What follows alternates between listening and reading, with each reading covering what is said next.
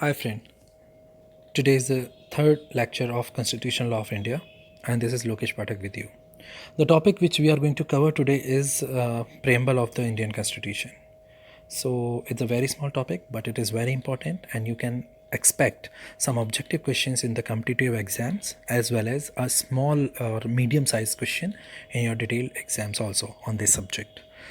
So before we go into the details of preamble of the constitution, we should know what is meant by the word preamble itself, from where this came.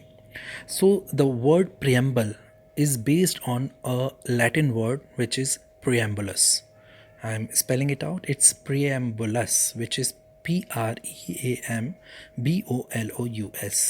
So this Latin word preambulus, it means to go before.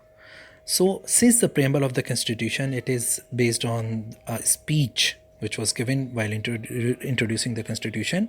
So, it goes before and always it is in the start of the Constitution. So, whenever you pick out a book or any Constitution of India or anything, you will first find the topic which is preamble. And this preamble word has taken from the Latin word preambulus, which means to go before. So, the preamble of the Constitution of India, it was introduced on 26 November 1949. So what this preamble says, the preamble, you can learn this preamble because being a citizen of India you should know about it, and it is very small and very objective to learn. It's not a voluminous write-up, so you can very easily learn the way I did because it is having very objective points. The preamble of Constitution of India says, we the people of India, having solemnly resolved to constitute India into a sovereign, socialistic, secular, democratic republic. So in the previous lecture, which is 2, I just told you to remember this nature of Indian Constitution by the word SSSDR. So remember that because that will help you to draft itself the Preamble of India. So the Preamble of India says, we the people of India having solemnly resolved to constitute India into a sovereign, socialist, secular, democratic republic and to secure to all its citizens. Now what it will secure? There are 4 points you should remember. The first is justice. So to secure to all its citizens, first justice, second liberty, third equality, and to promote among them all fraternity. So these 4 points you should remember: justice, liberty, equality, and to promote among them all fraternity.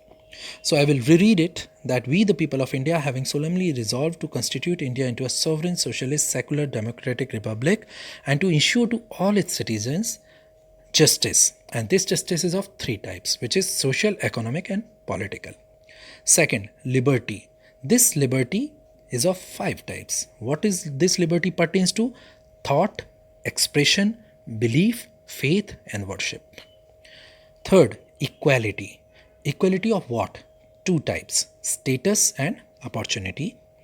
And to promote among them all, the final point is fraternity. And fraternity is of what? It is again comprising into 2 parts. First is the dignity of the individual and second is the unity and integrity of the nation. So this is all about the preamble.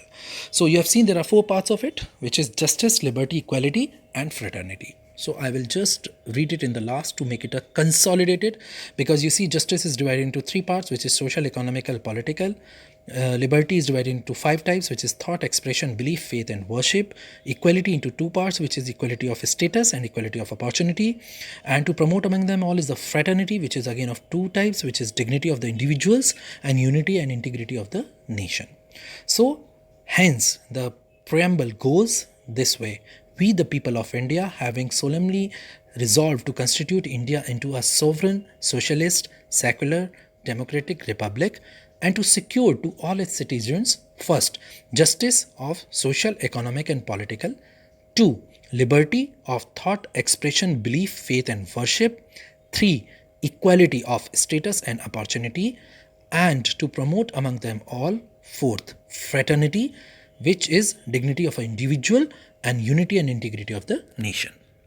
Now, the another important question with relate to preamble is whether the preamble is a part of constitution or not. So if you see, there is an old famous case at the time of division of India, which is Inre Berubari case, INRE BERUBARI, Inre Berubari case. In that case, the Supreme Court held that preamble is not part of the Constitution. So remember this case. But the another case which is opposite to the decision of this case is Keshwanand Bharti versus State of Kerala, which is AIR 1973 case. In that case, the Supreme Court of India, it rejected the above, which is in Ribery decision, and held that preamble is a part of Constitution. So these two cases you must remember, because this is the basis to determine what was decided earlier and later in 1973 in the famous case of Keshwanand Bharti versus State of Kerala, what Supreme Court of India decided. So in this case, Supreme Court of India held that the Constitution should be read and interpreted in the light of the grand and noble vision expressed in its preamble. So this was the statement which was given in this famous case, and it was held that Constitution, the preamble is very well a part of the Constitution of India. Now, another question which can come with regard to the preamble of the Constitution is whether the preamble of Constitution of India, can it be amended? So the reply of this is yes, it can be amended, but there is certain restriction. So from where it is said that it can be amended, the answer is Article 368 of the Constitution. So Article 368 of the Constitution, it makes a provision that the preamble of Constitution of India can be amended, but the limitation here is that not the basic features. So its basic features or the basic things which we just discussed while we were talking about preamble of India, preamble of Constitution of India, those need not be disturbed or need not be changed.